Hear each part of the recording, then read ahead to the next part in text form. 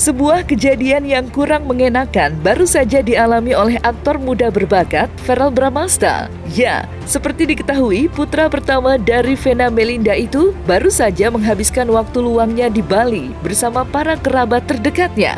Namun naas, dikala dirinya tengah asik menikmati liburannya itu, Verrell terpaksa harus dilarikan ke rumah sakit lantaran didiagnosa mengidap penyakit yang bernama Bali Belly. Lemas disertai diare secara terus-menerus menjadi salah satu dampak yang dirasakan oleh Verrell sebelum akhirnya ditangani oleh dokter sehingga tidak harus berlama-lama di rumah sakit.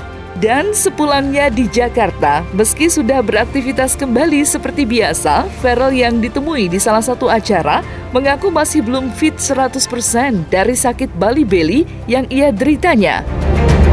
Ya, kemarin pas aku di Bali sempat kena ada penyakit baru namanya Bali Belly. Jadi katanya mungkin air di sana lagi kotor atau makanannya gimana, jadi langsung diare. Ini sekarang masih sakit sih. Dehidrasi, lemes, terus muntah-muntah, BAB terus. Jadi kayak diare sih pada umumnya.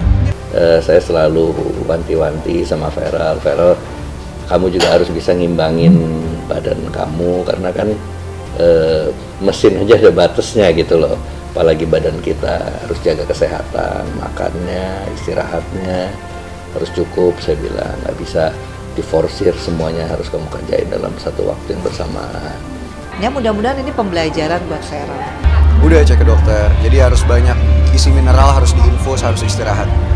Enggak, jadi katanya lagi ada air di Bali itu lagi kekurangan, jadi akhirnya mereka pakai air keran atau gimana gitu, nggak tahu juga sih, kata dokternya sih begitu.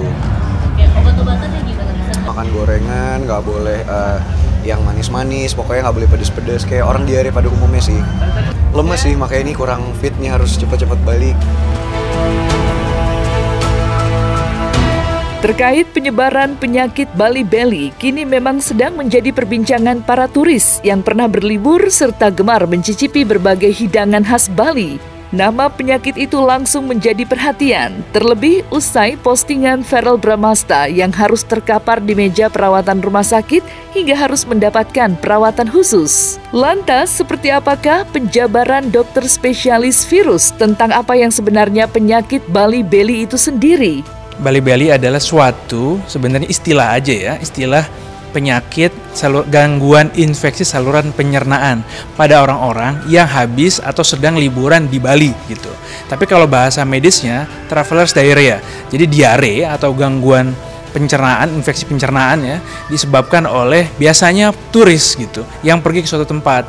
Kebetulan ini perginya ke Bali gitu. Nah, Bali Belly maksudnya apa? Bali ya Bali, belly perut gitu. Jadi dia infeksi saluran pencernaan sekitar perut. Maksudnya begitu, jadi infeksi saluran pencernaan. Apa gejalanya? Ya biasa, mencret. Mencret itu artinya dia BAB-nya cair. Kemudian nyeri perut, bisa disertai dengan mual dan muntah. Kemudian dalam yang lebih hebat lagi ya bisa ya diare, intinya diare ya. Intinya tuh diare gitu, diare sama nyeri perut. Diare, nyeri perut, mual dan muntah gitu. Nah, penyebabnya apa? Penyebabnya macam-macam. Biasanya secara umum diare itu disebabkan oleh bakteri, misalnya Escherichia coli. Nah, kalau traveler's diarrhea itu macam-macam. Kan itu ada strain-nya lagi ya, ada jenisnya lagi gitu, ada sub-subnya lagi. Nah, jadi memang spesifik gitu. Ini udah lama sih. Ini istilah aja sebenarnya. Kita nggak bisa bilang ini wabah, karena wabah itu adalah bila angka kejadiannya itu lebih dari biasanya. Misalnya tadinya nggak ada jadi ada angkanya. Tapi mungkin kita tidak mudah menyatakan ini wabah karena biasanya wabah harus ada data yang jelas dan institusi resmi yang menyatakan itu. Namun yang perlu dipahami bahwa ini biasa terjadi dan banyak terjadi oleh para pelancong. Kemudian karena dari Bali ya, pergi ke Bali ya, lagi berlibur ke Bali gitu, istilahnya Bali Belly ya, mungkin ke tempat lain ya beda namanya. Tapi intinya infeksi saluran pencernaan akibat pergi dari suatu tempat. Dan artinya boleh beli obat biasa asal jangan tidak diarenya berdarah. Selain itu juga tadi mengenai cairan, karena kita mencret, kita kan butuh 2 liter per hari nih dewasa misalnya. Kalau kita mencret 10 kali, kurang lebih kita butuh 10 kali minum juga ditambah dengan 2 liter. Jadi jangan sampai dehidrasi atau kekurangan cairan. Yang mana kalau dehidrasi bisa mengancam nyawa dan memperburuk keadaan kan gitu. Nah, pilih pilihan cairan rehidrasinya atau pengganti cairannya juga macam-macam. Air putih boleh, lebih bagus lagi Oralit atau isotonik Oralit ya. Jadi cairan yang memang komposisinya sesuai dengan cairan tubuh begitu, itu lebih baik lagi. Totalnya sesuai dengan yang kita keluarkan. Poinnya adalah hati-hati ketika kita pergi, mungkin kita terlengah. Jadi poin yang harus kita pahami dari penyakit ini adalah penularan yang nomor 1. Jadi penularannya itu bisa dari mana? 1, kadang kalau pergi kita lupa cuci tangan, main comot makan sembarangan, di situ bisa ketularan. Yang kedua, kita minum misalnya atau makan yang tidak matang. Jadi ada kumannya di situ. Kita nggak tahu cara pengolahannya bagaimana. Jadi kumannya nggak mati. Misalnya bisa virus, bisa bakteri ya. Tidak hanya bakteri ya, ada virus juga di situ. Kemudian yang ketiga, jangan-jangan juga bisa yang lain, misalnya ada protozoa atau macam-macam ya, ada amebia, amoeba dan lain sebagainya. Jadi bisa juga ada kuman yang lain gitu. Nah, selain itu pilih makanan yang matang. Jadi air yang matang, makanan yang matang, kemudian cuci tangan, lalu pilih juga pengolahan yang baik.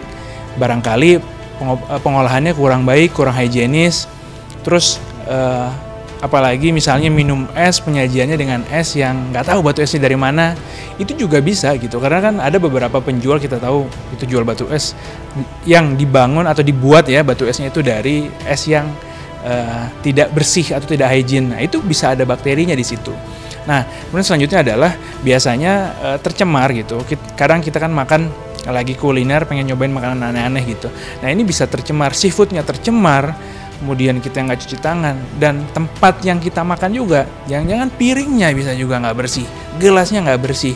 Kita perhatikan tempat kita makan itu bagaimana kebersihan dan kondisinya, kurang lebih begitu.